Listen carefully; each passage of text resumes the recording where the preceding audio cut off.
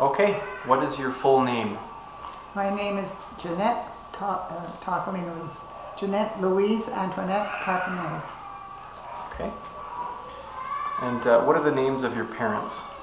My mother's name was Dorinda Costa, and my father's name was Angelo Carpinello. Okay. Do you have any brothers or sisters? I had one brother, Dario Carpinello. Okay. How did your parents choose your name? Well, I was named Jeanette because my grandmother's name was Eugenia, and I think my mother thought that that would be a derivative of Eugenia. Okay. And Louise, after my aunt, my mother's sister, who was my godmother. Okay. And Antoinette, because my father's mother's name was Maria Antoinetta. Okay. Can you just come downstairs? Children noise. What was the name of your brother? My brother's name was Dario David Carpinello. And how was he named? Or was he named for anybody? He was named David after my mother's father, and Dario was their chosen name for him. Okay. Did you have any nicknames growing up? But did I have a nickname? Yeah. Well, I had a friend who used to call me Netter. Netter? Netter. For Jeanette? Yeah, I guess. When and where were you born? I was born at 331 Wenceslas Avenue, Toronto, Ontario, March the 4th, 1925, at 3 o'clock in the morning in the middle of a blizzard at home. Where was your brother born? My brother was born in Toronto, I think on Sororn Avenue. I think he was born at home where they were living at the time. Okay. But he was 12 years older than I, and he was born in 1913. Okay. And so, what was the name of the street? I'm sorry? What was the name of the street that he was born on? Sororn. Sororn? I think so. Okay. Where were your parents born? My father was born in Treburnia, in the county of Liguria, in Italy. It's north of Genoa, just a little here. And my mother was born in San Colombano. And my father's birth records go back to 1500, when there was a fire that destroyed the old little church. Wow. So how did your family come to live in Toronto, where you and your brother were born? Well, my father came over in 1905. He went to New York. He was 18, and he was leaving before he was 18 because he wanted to come to a new country. And my mother came over in 1911, and they met in New York City. Okay, and then they moved to Toronto at that point? They got married in New York. They met in 1911, and they married in 1912. They met at a candy making factory, but they ended up living back in Italy, about 20 kilometers or something, very, very small distance between one homestead and the other, and they met in New York. They lived on opposite sides of Sullivan Street. In New York? In New York City, in the Greenwich Village. So they were both born in Italy, they both came to New York, they met there. Yes. Did they go back to Italy, did you say? Or? No. My father came over in 1905, my mother came over in 1910, I think. And they met in 11 and got married in 12, and my brother was born in 13. But they moved to Toronto. They moved to some relatives that my father knew in Pennsylvania before. But they came up to Toronto because there's a school chum of my father's that lived, and they were fast friends in Italy. And they became fast friends here. And we always were in touch with the family. So, so where did you say they met in New York? At a factory? They worked at a factory, Rovegno's candy factory, I believe it was called. Okay, it was a candy Yeah. factory. And then they moved to Pennsylvania and then to Toronto? After they were married, they went to Pennsylvania for a bit, and then they went to Toronto. Do you know when they Yeah. moved to Toronto eventually? What What's year? that? Do you know when they ended up moving to Toronto? What year? Well, I think it was where my brother was born. Okay. Yeah. Did they have any other family when they came over to New York? No. So they both came Well, on their own? my father had a sister that had gone before he did to New York City. And when he was single and in New York, he worked at they had some kind of a wine distribution store. But and then he also worked on the ship lines going down to the Caribbean and something like a banana boat, I guess, because they were coming back with produce. But he was a fireman in the ship. So he worked at different things before that. And then they ended up at the candy factory. Was he working at the candy factory? Or were they working there? Yeah, no, or they worked in the candy factory. I don't know what they did because at the times when I was growing up, he used to make peanut brittle. Oh, okay. Very good. So what kind of things did you and your family do when you were young? Well, we always went on picnics or for a drive. My father had a business where delivering food and wholesale and retail type of a thing. So on the Sundays he would take the family out to the country, drive around, and we'd go to picnics. We'd go to the beaches. We'd go to Midland.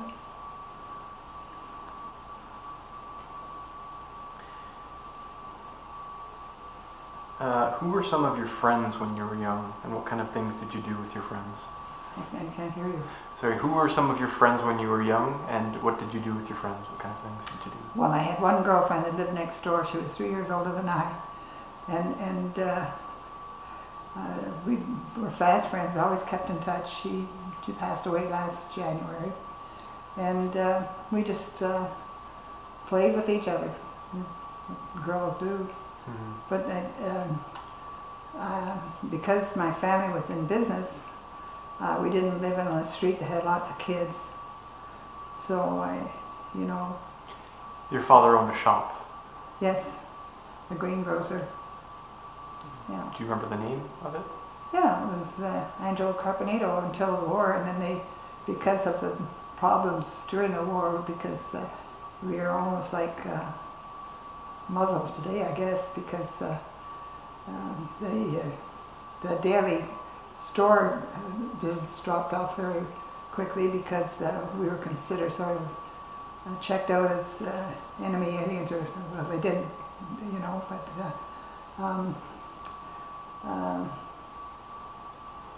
but it worked out eventually, Mm-hmm.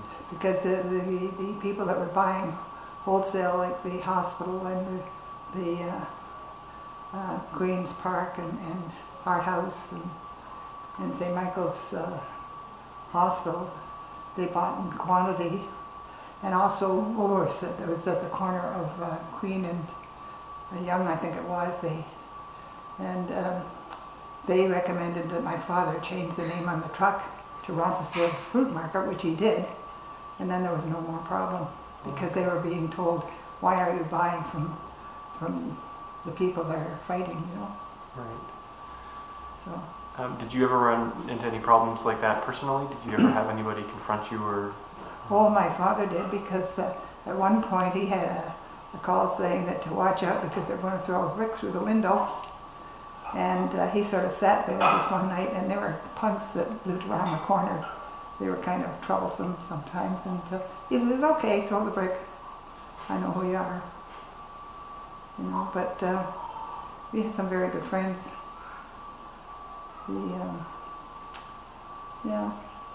They were well liked by the people that. At one point, my father was a very compassionate man, because somebody really gave him a hand up when he first came up into Toronto and got us after they were married, and helped him when he was short on the rent or whatever. And he passed that along because he lent money to different ones that they were hard up. One of the customers whose son was in trouble. Now, my mother was a listener. She used to listen to all the troubles that came in. And when she passed that on, he said to her, he said, I'll lend you the money. I think it was some few dollars, not very big at that time, but anyway, it was to her. And after that, she went and told her pastorate at the United Church, which we went to. And one of the other customers came in and said, what do you know of this? And they didn't know anything about it, but the pastor there mentioned them by name, that they worked hard and they are open from 9 in the morning. Well, I mean, at 7 they were putting out orders, but the customers would be coming in at 9 in the morning and they'd be closed at 11 o'clock at night. And after one a long day, I think Mother said that they'd take it off on the till was $2.50. Wow. But anyway. And you lived in the same building that the shop was in? Was that? You and your family lived in that same building? Yeah. The store was downstairs with the shop and then the kitchen and a dining room, and upstairs there were 3 bedrooms and a living room and the bathroom. Okay. Do you remember the school that you went to? St. Vincent de Paul. That's a parochial school on Westminster and Roncesvalles Avenue. Is it still there?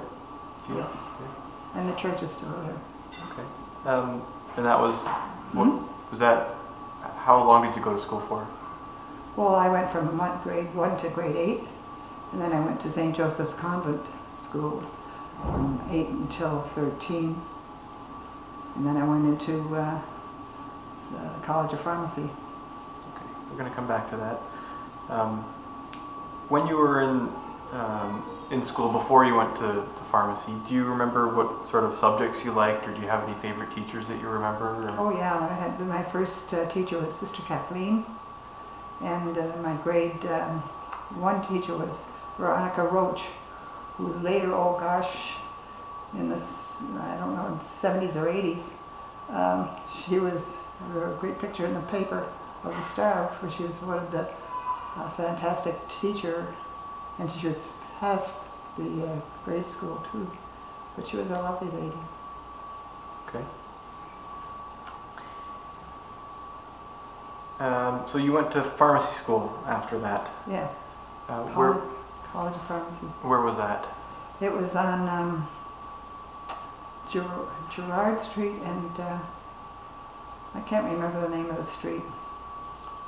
But they later had a building in at the university across from Queen's Park there. Yeah. Okay, and how long did you go there? Well, it was a 5-year course where you had to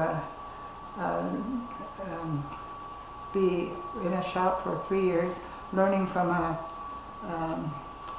your sponsor, first for marketing and different things, and then dosages and materia medica, and you had to write an exam at the end of every year. And when I went to this college, I entered it in 43. There was a college the year before, I think, had 24 graduates. The year that I was in had 144 students because all of the services had come back.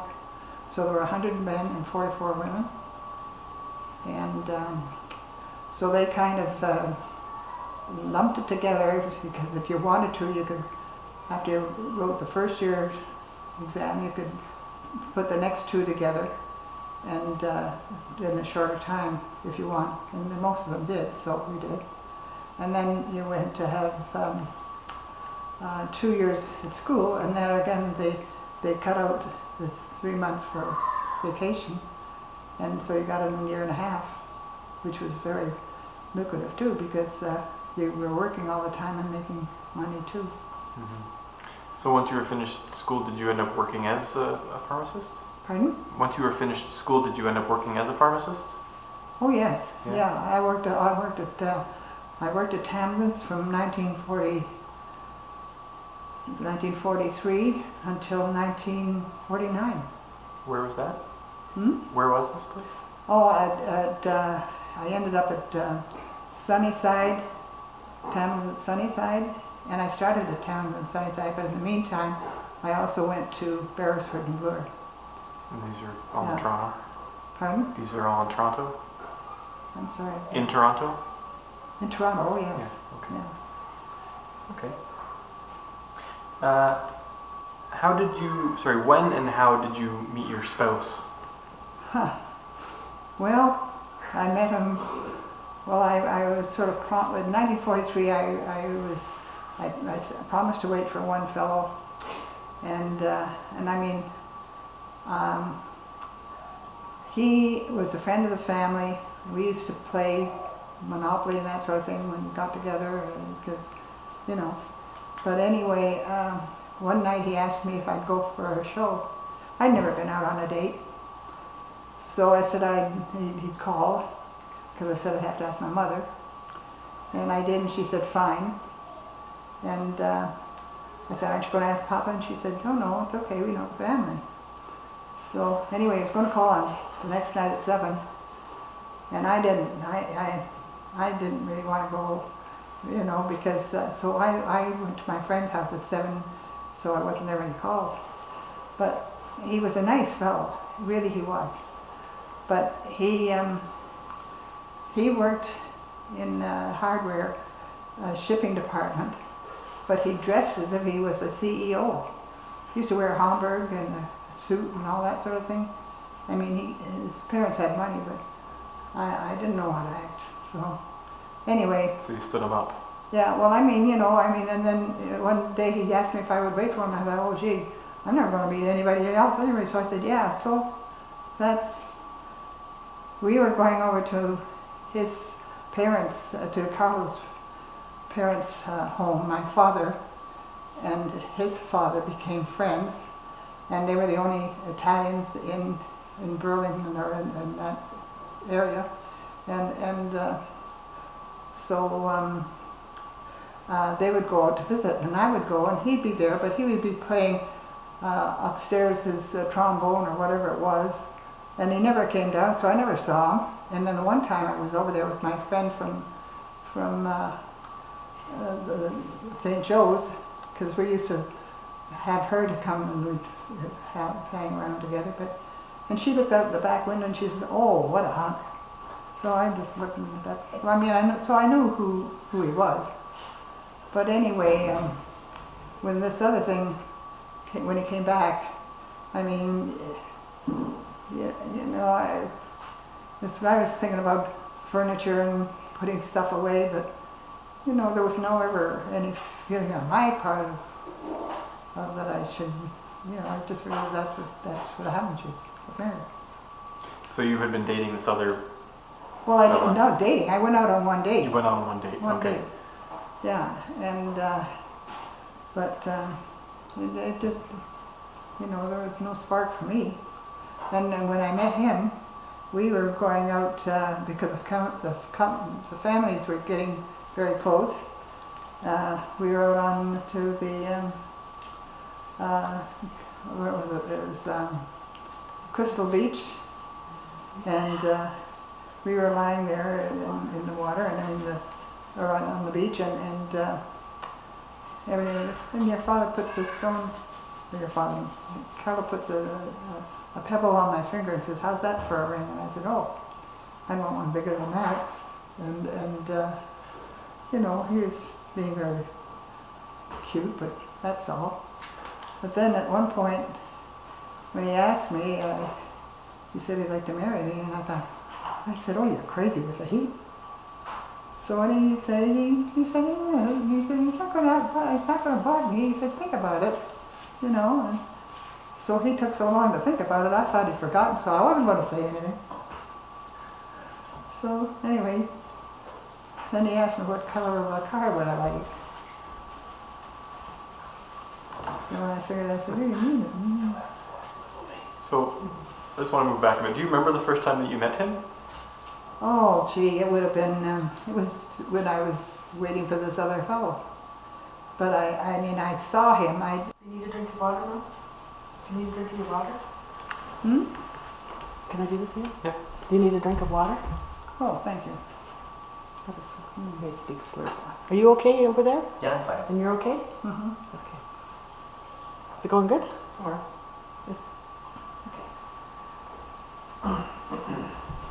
Okay, thanks, Tim. So just to go back, you were waiting for this other fella, and you were waiting at your friend's house because you were trying Where? you were trying to avoid this other fellow when you met Grandpa. Oh, well, no, I just said I wasn't dating anybody because I didn't think that was the right thing to do if I said I was going to wait. You know? What do you mean you were going to wait? Well, that I wouldn't go out with anyone else. Oh, so he sort of asked you to reserve yourself. Yes. Okay. Yeah. So he wasn't actually taking you out on a date or anything like that. You were just generally saying I won't date anybody. Then that's when you met Grandpa. Yeah. Well, I mean, I knew him before, and I'd met him before, but I met him when I was waiting for this other fella. Right. You know. And then, how did you end up going out together then? Well, we would go down and take the kids, his younger brothers, down to the creek, and we'd go down there with them. And he said he'd never met anybody quite like me. I'm not surprised. And I think of how I was in the Ark. Okay. How did your families know each other? Oh, well, this was during the time of the war. And my father used to come out and buy wholesale from the farmers in the Burlington area. And he would get all the tomatoes from one farmer and come out a couple of times a week and bring them back by, the carload.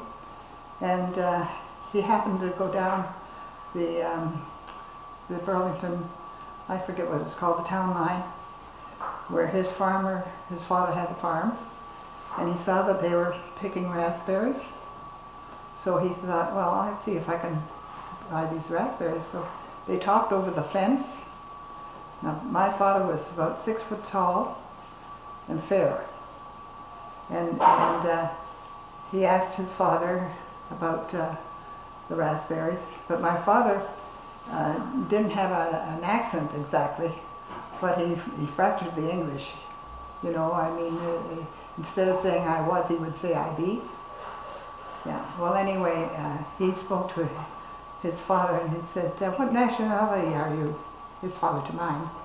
And my father said French, because he didn't know he was Italian. So anyway, instead of going around and coming in the driveway, he went over the fence, which was barbed wire, caught his pants, tore them, and swore in Italian. And his father turned around and said, you're no more French than I am. You're Italian like me. So then they compared notes.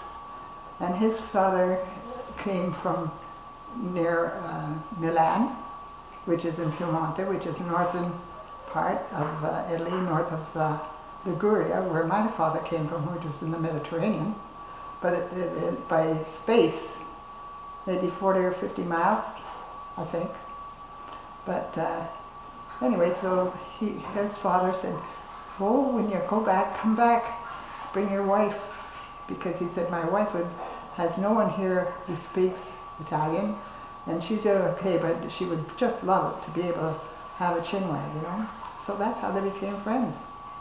And my father loved to play bocce, and his father did too, but his father made a nice bocce laneway for it, and so every Sunday, if they weren't doing anything else, they'd go out there. And I got to the point where I said, if you're going out there, I'm not going, because I thought, gee, what am I going to do out there? Because this guy's up there playing his horn. I never see anything anyway, so, But then when they started getting together with the picnics, they had 2 younger boys, because John and Louis are 12 years younger than your grandpa here, and so they wanted to go in one car, so the older people went in one car, and they'd ask me if I would go along to keep him company, because what was he going to do? And this was after the sky had gone too. So that would have been 1948. Yeah, 48. Because after this fellow left, I started to date the different fellas, but they're nice friends, and that's all. Okay. So you mentioned earlier that he put a pebble on your hand and sort of proposed there. Yeah, but I told him he was crazy with the heat. I thought he was, I had, I guess. So was there a formal proposal that came later? No. Well, yeah and no, because he came around and said one time, because after that, he said that, well, he was going, when we met anyway, I was not going to marry anybody. I had saved my money and I was going to put a down payment on a duplex and rent the upper and live in the lower and be independent, because I didn't want to be hanging on my parents all the time because they worked so hard. I didn't think that they should have to do that for me. And my brother was okay, and he was lodged. He was a doctor and doing very well on his own. And anyway, he said that he'd never met anybody like me, and he made some references. And I thought, oh, well, I guess he does like me a little bit, And then at one time he said, well, what color of a car would you like to have? And then he said that he wanted to marry me.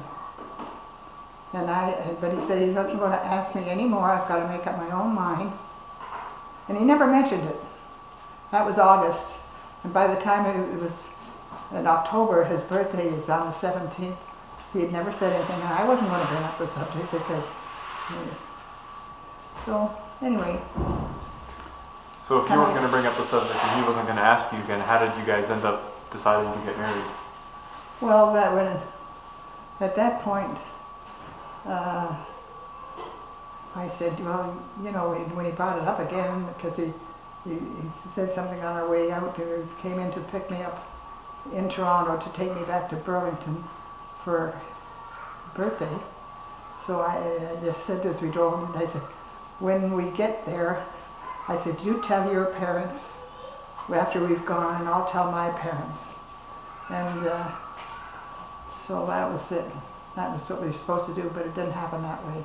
So you decided on the drive that you were gonna... Yeah, well, I was waiting for him to give me all the reasons why we should, because when he didn't mention anything and all this, but I'm not going to go out and run after guys. So anyway. Okay, so then, this was October of... It was his birthday, and he wasn't eating, and his mother was, because he was sort of nervous, I guess, or whatever, but he wasn't eating, and his mother was saying, you're not eating, are you sick? And he said, no, I'm fine. And he was playing with his food, and she said, what's wrong with you? And he said, no, everything's fine. And then all of a sudden, my father and his father were sitting at the table, sort of with their elbows on the table and their hands up to their chin, talking right one to another. And he jumps out of his seat and he says, Jeanette and I have decided we want to get married. Any objections? And they said, no, son, sit down. It's okay. Yeah. So that was his birthday in what year? That was 1948. Okay. And we were going to marry in 1951. Okay, so that brings me to my next question. Where and when did you end up getting married? January the 4th, 1950. Where?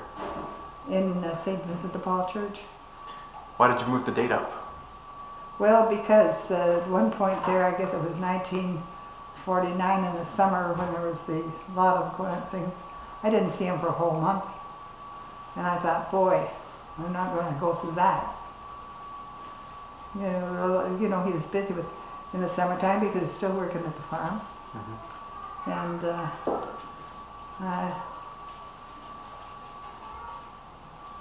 that's it. What memories do you have from your wedding day? Is there anything that stands out? My wedding day? Yeah. Yeah, my father sniffing up the aisle. Yeah, he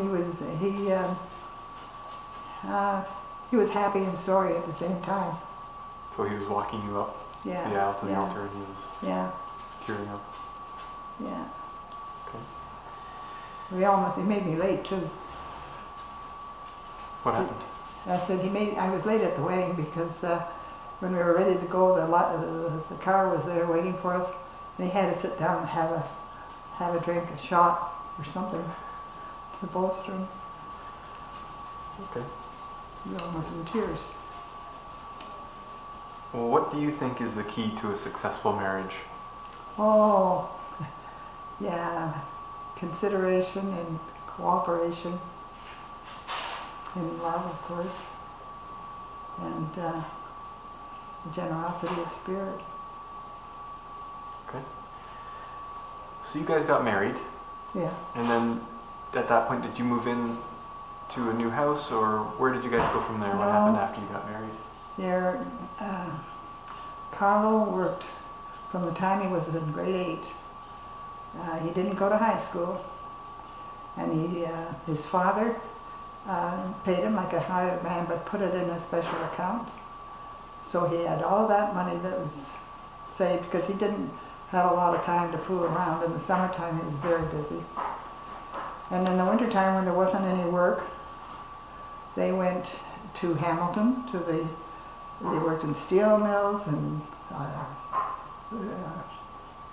outfitting companies. He's worked on the highway, one thing and another.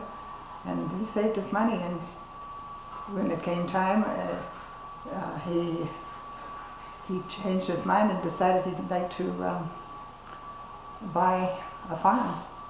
And when we met, like I said, I was going to work. He was waiting for his papers to come from the States. He was going to emigrate to the States, go to California. Yeah, and so that went by the board. So he was able to buy his own farm. All of his hard work. Where was that farm?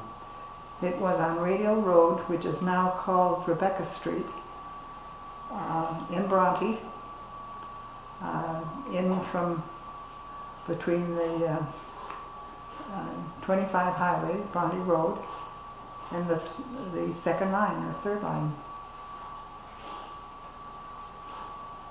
Third line. Second line. So that's in Oakville. Mhm. Yes. Okay. It's Oakville now. Definitely not a farm anymore. No, it's all built up. Mm-hmm. Yeah. So did you guys live together on that farm? Oh yeah, we lived there for. We moved out in February 1973. Hmm? Well, we sold it. We sold it before that, but we moved into Oakville in 1957. Sorry, 1957. So you moved out of the farm? We moved from the farm. We had the farm from I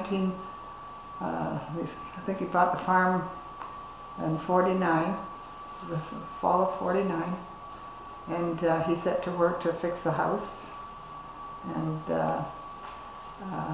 we went there after we came back from our honeymoon. We were there, and 4 of our children were born while we lived there.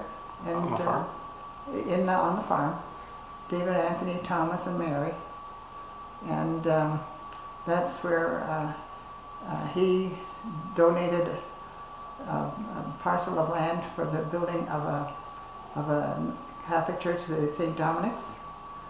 And we thought, boy, that's great. We're going to be here, and our kids, of course, go down there to school. We won't have to worry. And then we ended up selling it. Why did you sell it? Because people were pestering us all the time, from almost the second year we were there. And we just kept saying, no, no, no, no, no. Pestering you to buy the property? Hmm? Pestering you to buy the property? Yeah, Okay. offering to buy the property. And it was a time when Ford had come in too. And everybody sold their property, and there was a lady next door who was a widow. One of her bull killed her husband, And she was the last one to go. And we were the second last to sell because got to the point where, you know, how long are you going to be able to stay there if we keep on coming around? Mm-hmm. So, you sold the farm and moved to where? We moved to Oakville on Pinehurst, 144 Pinehurst. And your father, Carlo, built the house himself. And in the meantime, while we were at the farm, still applied that in the wintertime he would go and do work somewhere else. And he worked at a lamp company, and also he worked with Bill Campbell, who was building the subdivision. So he learned all the things, and all the things that he'd ever learned from the different trades that he worked in. He renovated our house and on the farm, and then built that house. So Pinehurst was not a farm. It was just No, Pinehurst. We were lucky. We bought a property there that was about an acre, and he designed a house, and we made a lot of different changes, and he did it all himself. Okay. Except the brickwork. Why is that? Why is that? Well, because I don't think he was ever a bricklayer. Okay. Although he did have his own block making machine, and he built his own garage by pouring his blocks and making the garage on the farm. Okay. What are your children's names, and when and where were they born? David is David John Angelo. David from my mother's father, John after his father, and Angelo after my father. We didn't name him John because his father was John. So, and Anthony was Anthony James, and we just like the names Anthony and James. And David was born December the 29th, 1950.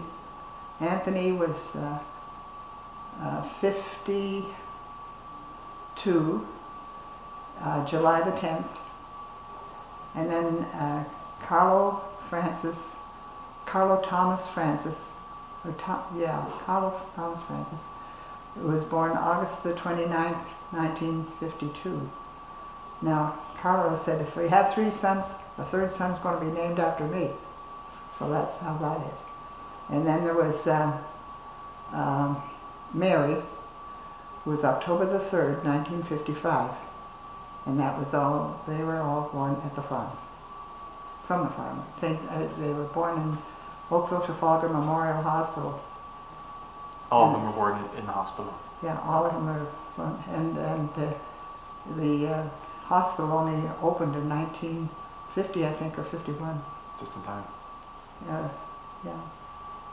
Okay. And then Michael. And then Michael was born in 1958, March the 16th.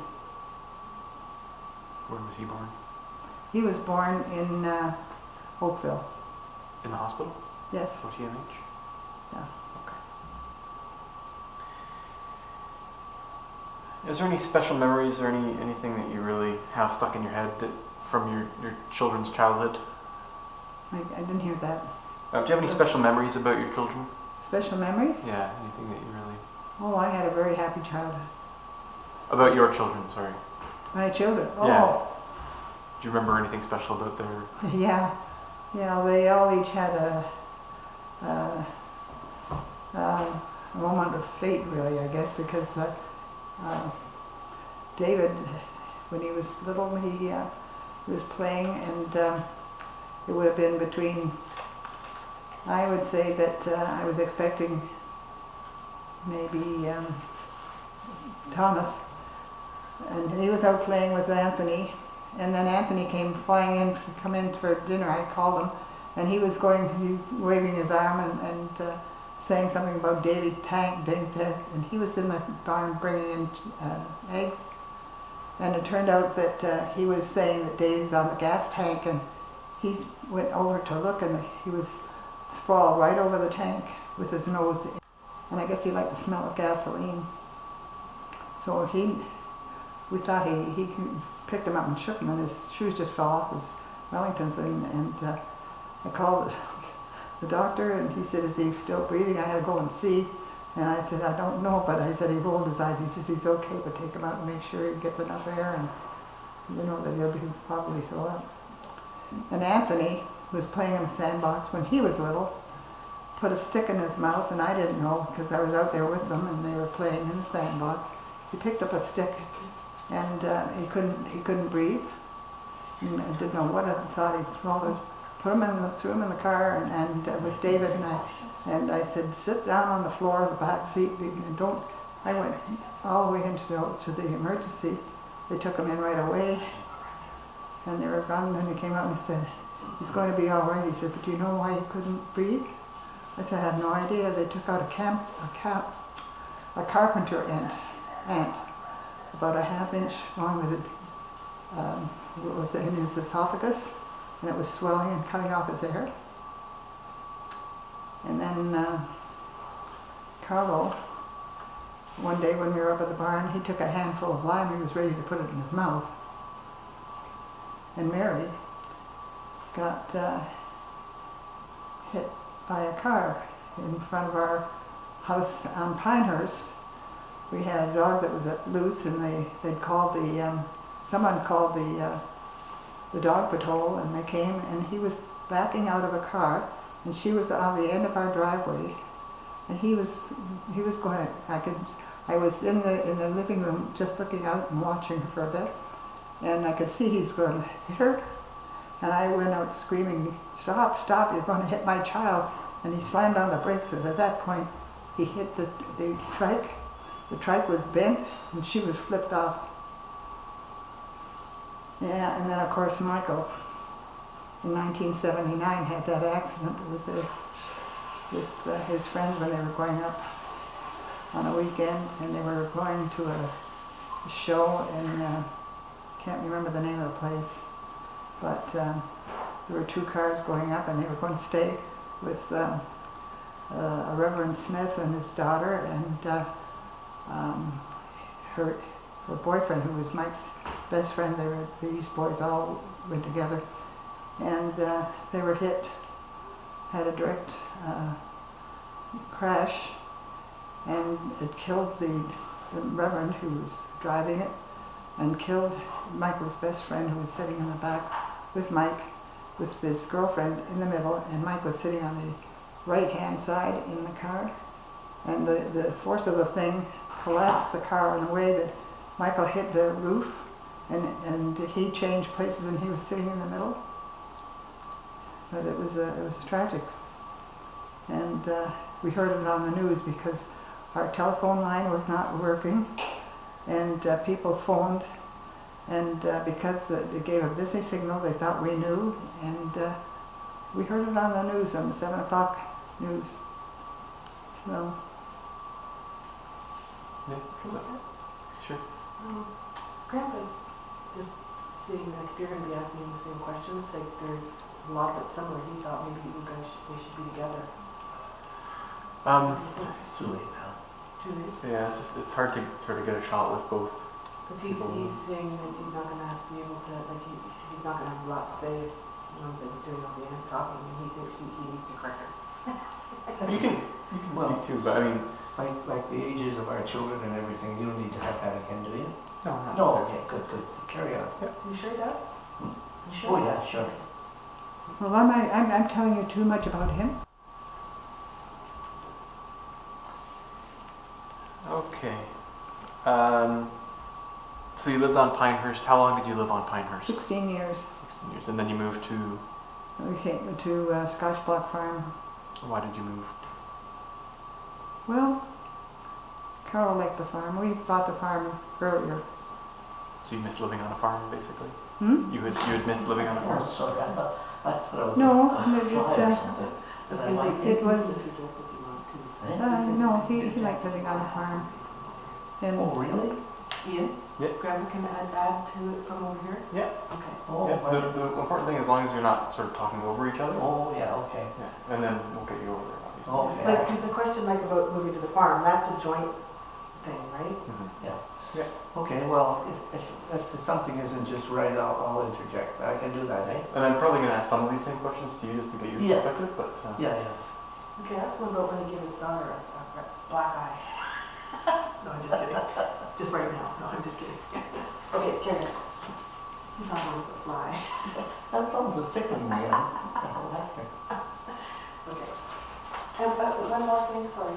Can we break for lunch at some point, or? yeah, why don't we break for lunch between Okay. when we're about to switch? Good idea, good idea.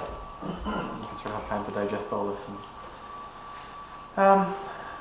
Okay, so we'll get back to that. I'll ask you that question, I guess. So after you worked as a pharmacist, you said you stopped that in 1949? Yeah, my last day of work was on New Year's Eve, 1949. Okay, and after that, did you work anymore as a pharmacist, or did you become a full-time parent? Yeah, well, I became a full-time housewife. Okay, and then you've been a full-time housewife since, I guess. Yeah. Okay. Is there any trips or vacations that you remember that stand out in your mind? Yeah, we had a wonderful honeymoon. Can you tell me about it? Hmm? Can you tell me about it? Yeah, we were away for about 10 weeks. It's a long time. Yeah, went all over. We drove. Where did you go? We went out to San Francisco. We went out to Los Angeles and drove down California, down to Mexico, and down all around various places in Mexico, down to Veracruz, and to see all the volcanoes and the ruins, and came up through Browning and up and, to Monticello, and to Washington, and then New York, and home. And that took 10 weeks. Yeah. Is there anything that you remember or anything that stands out from that trip? Oh, lots of things. Would you like to recount a few? Hmm? Would you like to recount a few of those things? Well, we went to see Paracutin. It was a volcano that just erupted in a cornfield. And we had to dress up in overalls and stuff and go in on mules. And we walked up to the edge of the crater where we could see the heat from the crystals on the perimeter. And we walked over some of the lava that had fallen on this town, and we walked over it without even thinking, and we were looking down the steeple of a church, and it was all empty down on the sides, but I think it raised a few eyebrows or whatever, but anyway. Okay. What are your favorite things to do now? Oh, I like to read. Any particular authors or No, just anything you get your hands on? no, I like, I'm reading To Kill a Mockingbird, and I like it. And I like Da Vinci. Yeah, I like to read certain things. Okay.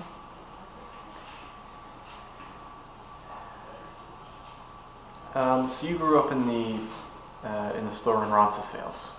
Yeah. Did you have plumbing at that point, telephones, stuff like that? I mean, you were living in Toronto, so you must have had a Yeah. telephone, right? Yeah. Electricity. Lloydbrook 4776. Pardon me? That was my telephone number, Lloydbrook 4776. What 4776? Lloydbrook. Lloydbrook? Yeah, because at that time they had Lakeside, Lloydbrook, all of the exchanges all had names like that. Roger. Okay. Did you have water inside the house, or did you have to go? No, we had water in the house, we had electricity, we had lights, electric lights, and we had a coal furnace. The electric lights used to have a light on the wall with a toggle. Yeah. You said your furnace was powered by coal? Coal. Did you get deliveries of coal, or how did that work? Yes, we had deliveries by coal. They would throw it in on a chute from a window below the store. So how often would you have to stoke your furnace? Oh heavens, I don't know. No. Okay. Is there anything special in your house that you remember? What's that? Was there anything special in your house that you remember? No, not really. It's kind of awkward for a living room to be upstairs, you know, but other than that. Was part of the living space on the main floor, or was it just the store on the main floor? No, the store was in front, and behind it was a kitchen on one right, and the dining room on the left. Okay. But all of the rest of the living space was upstairs. Yeah, and then the stairs going upstairs. Okay. What is your earliest childhood memory? Well, I had a dog that was named Lady, and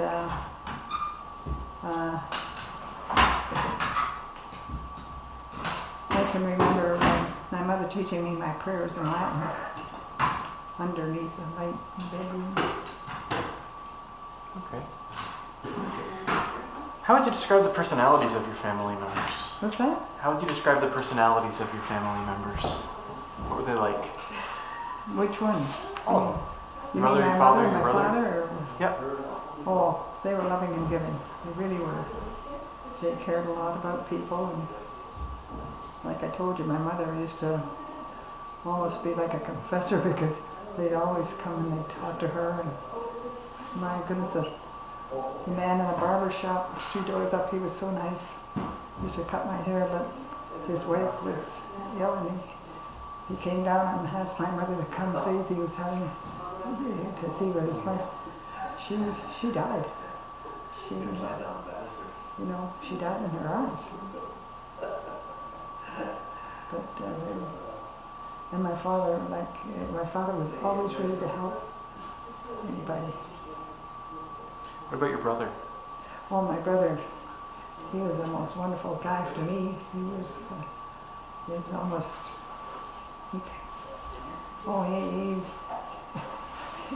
he used to buy me presents at Christmas that were way beyond my years. You know, like he bought me the Standard Opera and Concert Guide when I was 13, because he tried to improve my mind, I guess. You know, he was delightful, lovely, lovely man. Mm-hmm. And he became a doctor, Yeah. and he moved to Sarnia? I'm sorry? He moved to Sarnia at that point? Or I'm sorry? You said he moved to Sarnia when he became a doctor? Oh, yes, he moved to Sarnia in 1940, I think. And he was there for 16 years when he died. How did he die? He had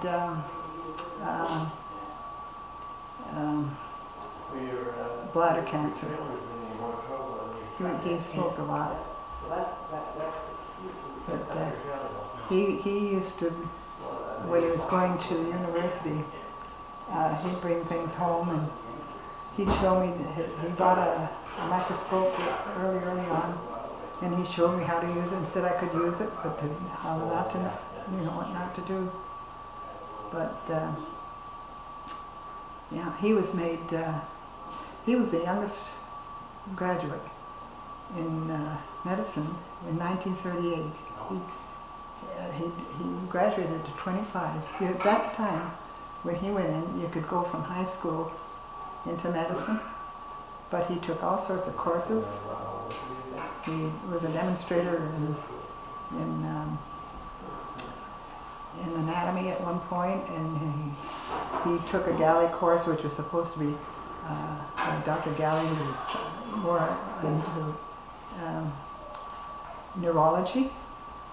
And there was a bursary that went with it, and he had the highest marks.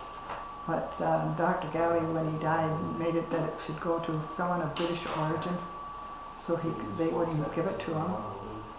So it went to the fellow that was second. But no, he was very respected. The schools in Sarnia closed when he was being buried because they just loved him. He did a lot of work for the kids.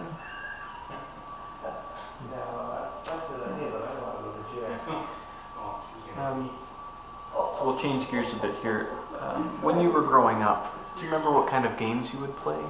What kind of games? Yeah. Oh, tag and house, and jacks, and skipping rope, roller skating. That's all. And no, and then board games like what's the word? You know, Monopoly. That sort of stuff. Okay. Do you remember having a favorite toy? Having a favorite toy? Yeah. Oh, I had a Lancy doll. What? It was a Lancy doll. It was a special type of a doll. Well, it was very pretty. I think your mother has it now because it's been refurbished over the years. And why was it your favorite toy? What made it your favorite toy? Because the day that it came, I don't know. We had a friend who was so nice. She was an English gal who had a daughter, and she and her husband. But they moved to Canada and they left a daughter in England, and I don't know whether I was a surrogate daughter or what, because she would take me to the symphonies, the philharmonics that I loved, and she liked to sing, and she was very lavish, and she'd come. And I can remember this doll coming, that was sitting on a tricycle, and I thought, oh my gosh, you know. All right. Did you have any chores when you were young? Any toys? Chores. Chores? Stories? Chores. I didn't Like get wash the dishes, sweep the floor, chores. Oh no, I mean, we try to keep things tidy, but I was terrible. Did you have an allowance? Did you get No. money on a weekly basis? No. Okay.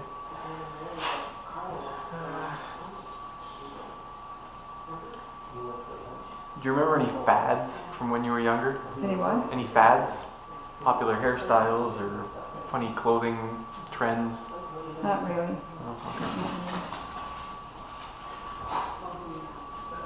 What were some of your favorite songs or music when you were young? Well, I always liked Debussy, but I can't remember any songs in particular. Fair enough. Did you have any pets? I had a dog lady. It was a German Shepherd. Beautiful little dog. Not big, but Were you ever mentioned in a newspaper? yeah. Can you explain what happened? Well, on some kind of a in a group with something to do with some club or whatever. I can't even remember. It had to do with the music. Yeah. Did you play an instrument? Pardon? Did you play an instrument? Did I what? Did you sing or play an instrument? An instrument? Yeah, piano. How long did you play the piano for? From 1935 to 1943. And I had to submit a grade 13 report for theory to bring me up to be able to enter pharmacy, because up to that time I only had the practical stuff, and I had taken all the sciences and things for medicine, but I didn't want to be in it, because my father thought I should be a doctor and my brother thought I should be a doctor, and I thought, I don't mind being a surgeon if I don't see anything, but if you had a sore and it was pussy, I wouldn't like it. So I decided I'd go into pharmacy because that was tidy. Sounds like a good decision. Who is the oldest relative that you remember as a child? Who's the oldest male? Relative The oldest relative? that you remember as a child? No, I would say my father, I guess. Did you ever meet your grandparents? No, no. Okay. I guess they were still in Italy? They still are living. Well, no, some of them died. Oh, by the time you were... Yeah. Okay. My mother's mother died in October before I was married. And I was thinking the way the things were then, then it'd be a time of mourning before you got married. Okay.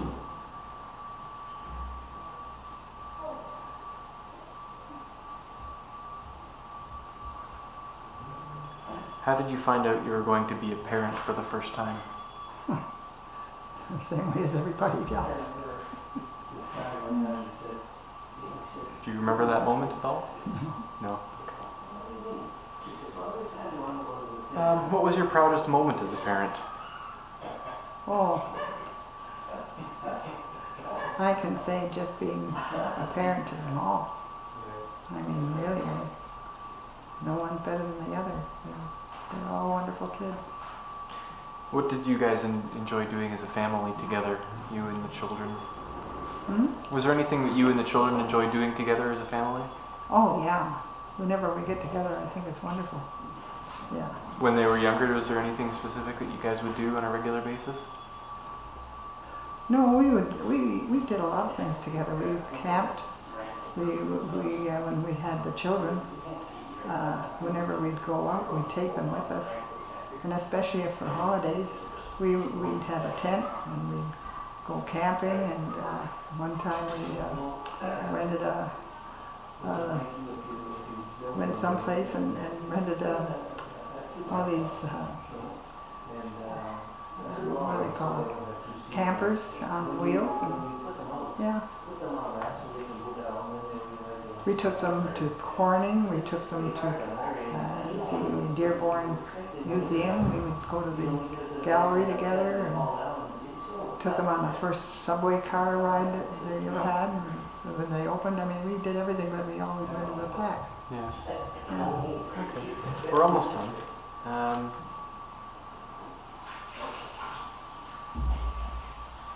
Of all the things that you learned from your parents, what do you feel was the most valuable lesson? Oh, don't sweat the small stuff. Yeah. Short and sweet. Yeah, and just a general gratitude for all the blessings. Okay. What accomplishments in your life are you most proud of? What accomplishment? Oh, being a mother and a wife. He's a sweetheart. Annoying at times, but sweetheart.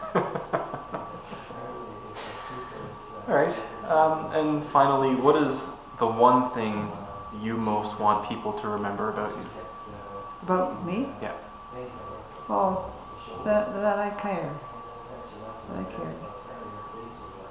Okay. Yeah.